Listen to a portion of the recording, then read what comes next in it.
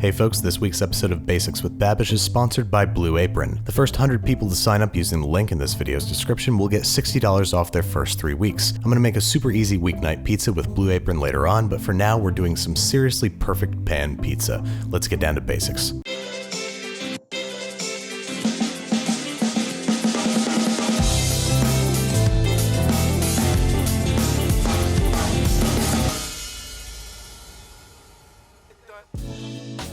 Alright, so first things first, we gotta make us some proper pizza dough. Into a nice big old bowl goes about 16 ounces of flour that we're gonna whisk together with 2 teaspoons of kosher salt and 2 1/4 teaspoons of active dry yeast. To this we are adding roughly 11 ounces of room temperature water and mixing together with a wooden spoon until a nice shaggy dough forms and no dry oh, Jiminy crickets. Add back a little splash of flour to make up for that incident and stir or knead with your hands until no dry flour remains. This is almost like no knead bread dough in that we're just trying to hydrate the flour, and then we're going to let time and science do the kneading for us. So once that all just comes together, we're going to generously oil a medium bowl with olive oil, make sure that is good and lubed, deposit the pizza dough inside, cover, and let rest at room temperature for 18 to 24 hours. You can do whatever you want during this time. I'm gonna go watch Frasier.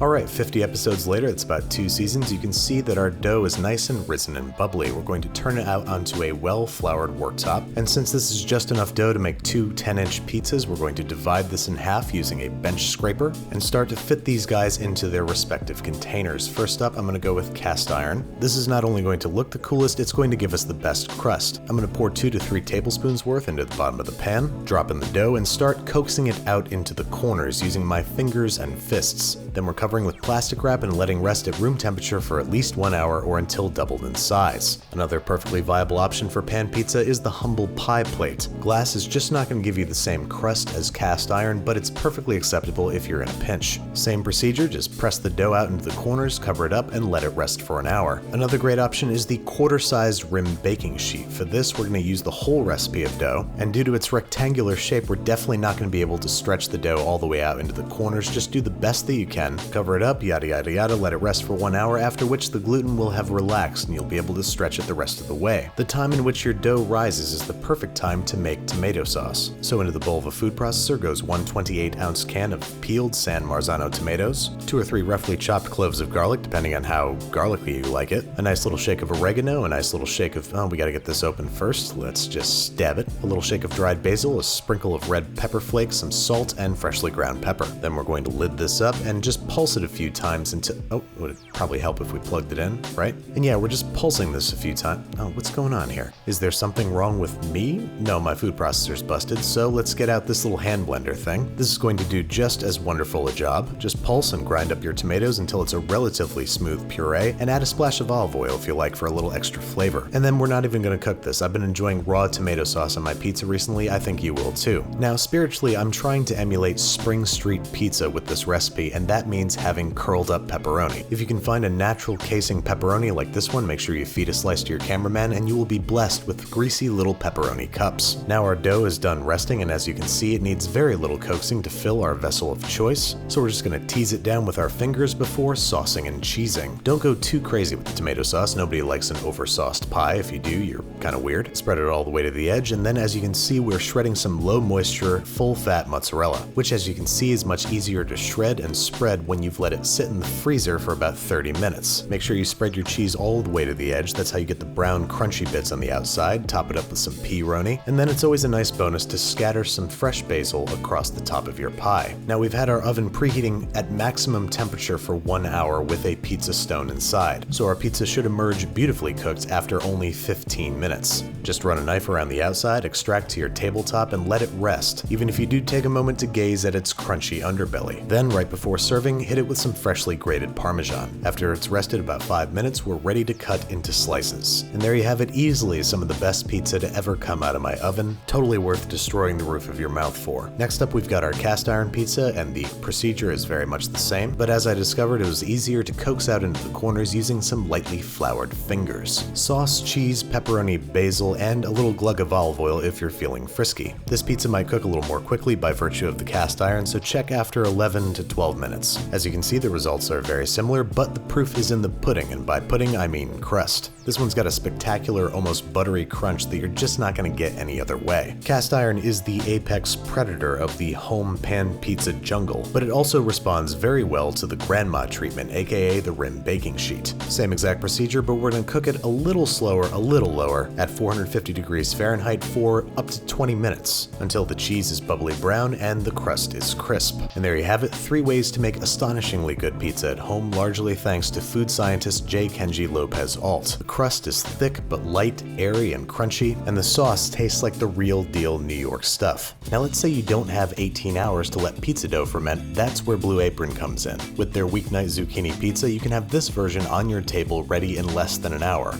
All their meals are perfectly portioned to minimize food waste, and prices start at $7.49 per serving. Every week there's 16 different recipes to choose from, with any combination available for plans that serve either 2 or 4 people. The fresh ingredients and easy to follow recipe cards arrive in a refrigerated box, so they'll stay fresh even if you're not home when your package arrives. Blue Apron makes it super easy to build your confidence in the kitchen, learn new techniques, cook better, and cook more often. And the first 100 people to sign up using the link in this video's description will get $60 off your first 3 weeks of Blue Apron. So what are you waiting for? Give it a shot and get cooking.